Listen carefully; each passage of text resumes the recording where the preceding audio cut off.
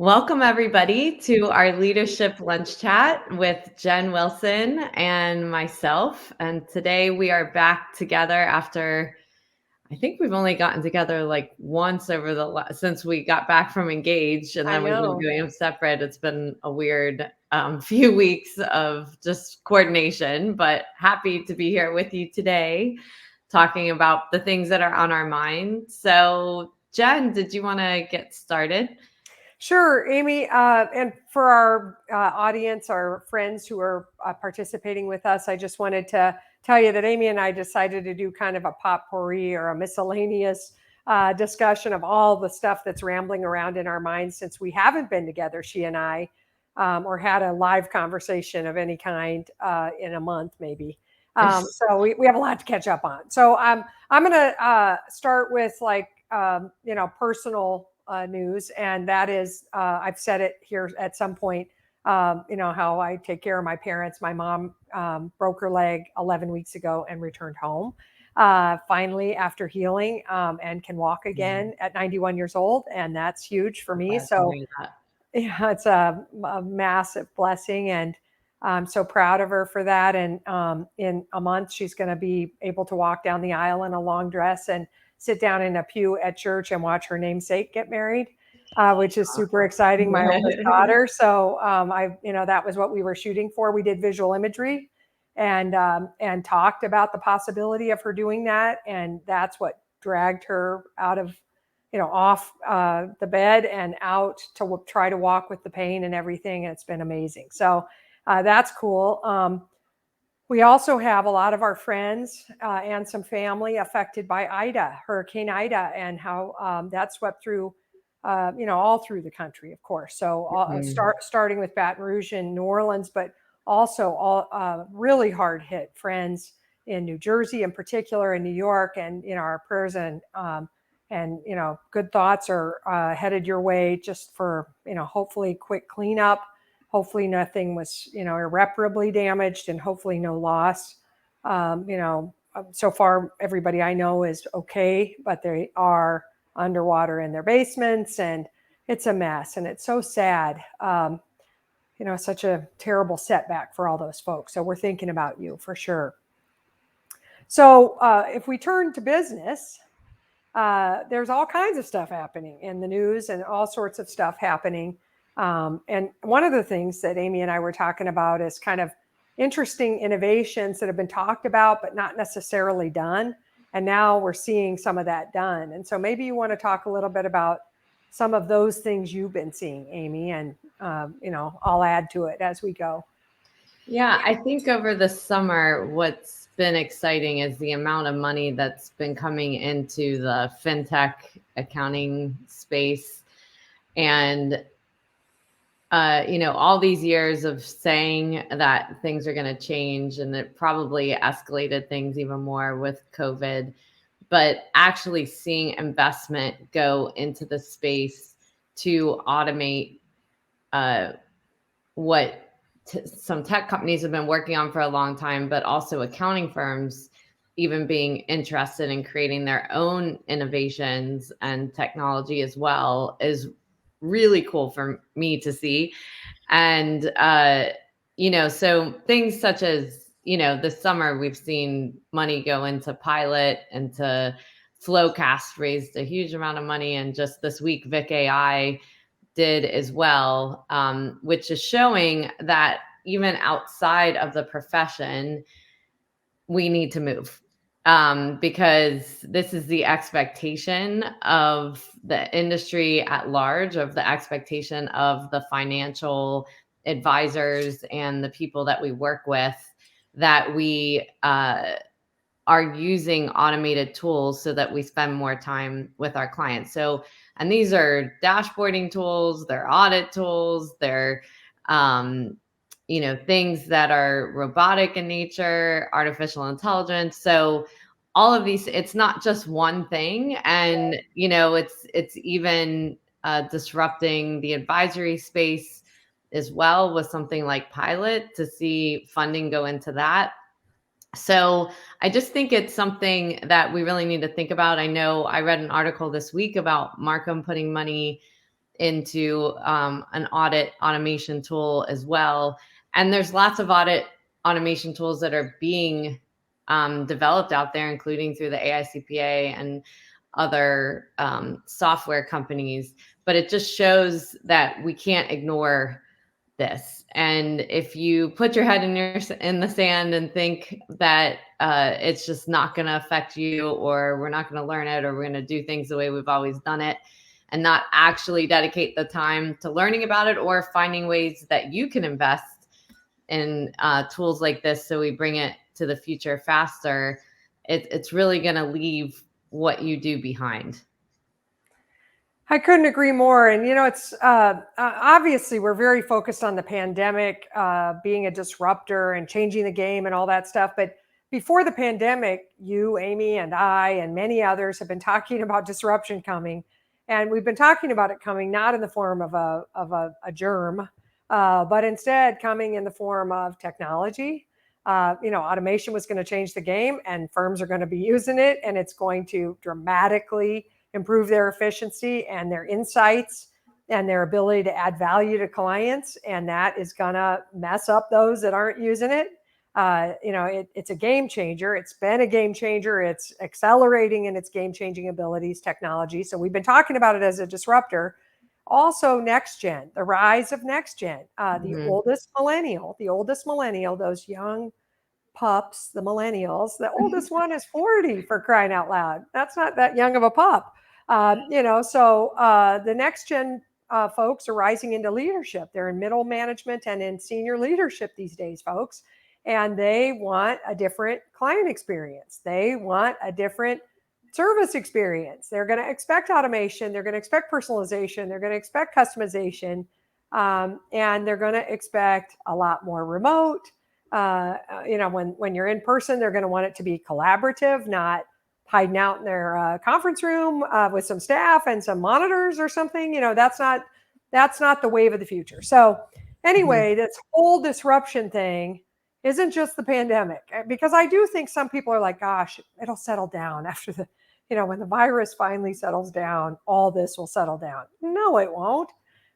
This change has been coming, and the pandemic caused it to leap forward. And boy, we better all have strategies to make the leaps ourselves as well. Yeah. And when you talk about recruiting staff and, the culture you're creating, people are looking for this, kind of technology in the businesses that they're working with, or to see that they're future focused. And I would say it's not only saying you are future focused, but where you can actually talk about a roadmap in your own business or practice of the things you're actually working on and dedicating to, and when you think things will be launched, and who you're going to be having test these applications or be involved on these projects to give feedback from an accounting perspective and so forth. I just think there's just never been a more exciting time in the profession of seeing this just take this kind of leap. And I believe not only will your clients be looking for it, but your staff will be looking for it too, if you want to have a long-term sustainable workforce. Well, for sure. I mean, and with the capacity issues facing the profession, and we're, Amy and I are doing this today on September 3rd, I guess it is. And, we're in that tax, dark spot between, right around Labor Day to the 15th, which is brutal. And then a little tiny breather, and then right back in it till the 15th. We've got all of our friends who are doing 401k extensions and who are doing nonprofit and governmental audits. And, it's a tight, tough time, the fall, the second busy season. And, the staff feels short-staffed. You as leaders feel short-staffed. We have to solve those staffing problems somehow. And it's not just going to be, crank up the engine at on-campus recruiting. That doesn't solve the real problems that we have in the middle of the organization. And it doesn't solve the volume problem.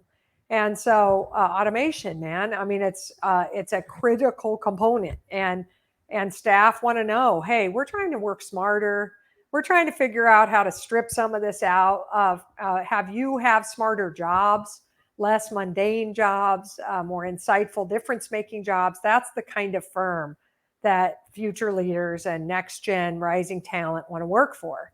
And that's the sort of story we have to tell that isn't, as you said earlier, Amy, a story. It's, a practical reality with a real strategy and tactics and an owner, and somebody's cranking through the implementation of it. Yeah. And another innovation I'll just throw out there just to put it up, and you can take it or not here in this next volley, is outsourcing, offshoring, non-traditional staffing as well as technology to alleviate the capacity problem. Yeah, I absolutely agree. And, there can be fear around doing that. But again, it's another thing of not just hoping everything is going to work out, is to have your plan B and your strategy of how you're going to keep up with your workload, besides the automation and having a plan and who's going to be involved with that, but also the data entry, the work that takes up a lot of time that isn't a lot of value is the perfect stuff to outsource. And it allows your staff that want to be involved in these more strategic initiatives and get involved in the tech projects, and just to see what they're excited about, to give them the capacity to do it as well. The problem is when we don't involve them, they also aren't going to be happy too, because they're the ones doing the work. So if, whether it's automation or outsourcing capacity, thinking through who is going to supervise that, manage it, make sure the quality is still up to par, and be involved in the process of integrating that into the culture. So that, I think, whether it's technology or things like that, too many times it's kind of a free-for-all, and everybody's just getting different technology to try to make their work simpler, or they know they have these resources that they can outsource to, but maybe not one source that's the, point of contact to filter the work and to organize it and to manage it. And so, really having a plan in place and a strategy for anything that you plan to do is really important. And, obviously right now with it being a deadline, this is a harder time, but as soon as you get out of this deadline period, this is the time to step back and really start planning how you're going to do this over the next 12 months. For sure. And move something before January 15th, move something. Yeah. So I have a few clients, Amy, that when I first met them, let's say, 8-10 years ago, and I talked about like flexible work and, remote work. And I'd even say things like, I don't think you should have mandatory Saturdays, which I don't think we should have any mandatory I agree. work periods ever. Because, people need to work when it works for them, and some Saturdays don't work for everybody. But anyway, I would say those things. And some of these firms, clients of ours, they would like be mad at me saying that stuff. And one guy tells a story at this one particular firm where I talked about abolishing mandatory Saturdays, and he threw the pen across the room. And it's true, he did. And I remember him doing it. And he told the story because he was a panelist explaining their remote work and their flex work strategy. And this is 5 years ago. He tells the throw the pen story. Well, now, they're one of the best firms in IPA. They've won a bazillion different awards, like top place to work for millennials and things like that. Their CEO recently wrote me and said, I have 15 people working for us today that aren't anywhere near our offices. And I was like, hallelujah, thank you so much. And what they're doing right now is capitalizing on borderless reach for talent, and the message of, we don't care where you live. And you don't have to come to an office, and we're not going to mandate your work periods or workplace. But we do want you to come in here and build team like once every 4 months. But I just loved it when he sent me that email, and they were best of the best. And he sent me it to say, hey, just wanted to give you an update. And I was so stoked. But, what it is it's innovation, and it's not doing it the same way. The other thing is they empowered next gen committees to get it done. They didn't say, well, let's have a partner group study this forever or whatever, like they just said, hey man, this is the stuff we need to do. And they put together these guerrilla teams of people who desperately wanted to change the firm. Mm-hmm. And those people made the change happen. And the more senior traditional leaders, including the guy who threw the pen, he's following them.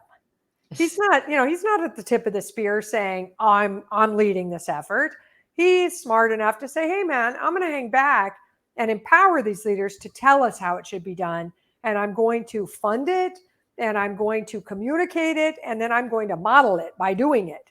And it's so heartening to me. And I'm talking about one firm, but we have, I don't know, a dozen, maybe 20 that are all sort of models for innovation right now in many different ways. And it's exciting because you can see what's possible, and you can also see the compare and contrast to the firms that are dragging. And and sort of that's gonna get them in some big trouble, because their people are going to go to work for these other firms, period. Right. And I think, that was my thought too, when we talk about Saturdays you might get 1 or 2 seasons out of people, but, and feel like you shouldn't give it up. But the turnover issue with that is just not worth it. And so it's better to have the right amount of staff than to require people to work hours that gets in the way of their work life. And that really is such an issue. It's all over the press. We've talked about it. It's not just accounting, but people are just reassessing their careers and what they want to do, and make sure that work is not the most important thing in their life anymore, that they've, had a taste of, what it's like to have a more flexible schedule, or they were forced to leave their job, and now they're like, do I want to have all the stuff anymore? Or, what I want is a life. And so, I think it's a great story and example of a partner that's very uncomfortable in the space, allowing someone else to take it over and to understand and be present in his uncomfortableness. Because I think that's kind of, people's pride or ego or whatever gets in the way of allowing themselves to be uncomfortable in a space that they can see is a trend, but don't want to admit it. And I think a lot of times what we talk about on here, have talked about with our clients, is they're so uncomfortable in the space, they just don't want to acknowledge it, or they might be doing it, but still have an attitude about it, or creating an air in the culture that still shows it's not really acceptable. Yep. So to actually be uncomfortable and allow someone else to take it, I think is generous leadership, right? I agree. It's generous leadership. It's vulnerable leadership. Yeah. I'm vulnerable because they're going to make a plan that maybe isn't easiest for me. I'm going to have to confess I don't know how to use this stuff, possibly. They're going to have to teach me, or they might say, forget it, we don't want to teach you, but here's how we're going to support you in doing it. We're going to take it away from you, and this partner that we're talking about, he's brilliant. He is a super value added guy. His clients love him. He's such a smart strategist. Everybody seeks his advice for complex issues with clients. So he's got, he doesn't have any reason to feel insecure by all this. And but so we're all human. Yeah, but I mean, it's kind of grown up for him to get, hey, I'm just because I'm awesome over here doesn't mean I have to be awesome everywhere. Yeah, I can prescribe what we should do over here in the place I know nothing or know little. Mm-hmm. You know what I mean? So I think it's very grown up to do that, to say, I know best in some places, but I really don't know anything in others. And I'm going to empower my people to take us forward. And I love that. Yeah. So I would say, in summary today, we've talked a lot about it really being capacity and culture, still, with, how you're looking at automation of tasks to create capacity, how you're looking at remote work to create capacity and outsourcing as well. And all of those things, some piece of it should be considered in your mix of how you're moving forward this year and developing a strategy to create a better workplace. I agree. And I'm going to say one more thing about that. The summary is also visualization. Amy said it in this dialogue today, and I think we should try to say it every Friday. There really hasn't been a better time to be in this profession or really in business. I know it's rough for certain segments and things, but this is like a renaissance period or something. It is super, super cool. And so visualizing your firm with more automation, more streamlined, with it not taking as much physical effort and hours to do the work, adding more value to clients, being attractive, a beacon for talent. Why not? Why can't you get there? Why wouldn't you want to go there? Why are you trying to hold on to some old thing that isn't any of those things? Yeah. So visualizing what's possible and really going after it. Awesome. Well, we hope everybody has a great Labor Day weekend, and we will see you again next week. Yes. Goodbye, everybody. And it was great to be with you today, Amy. Great to be with you, as always. Yes.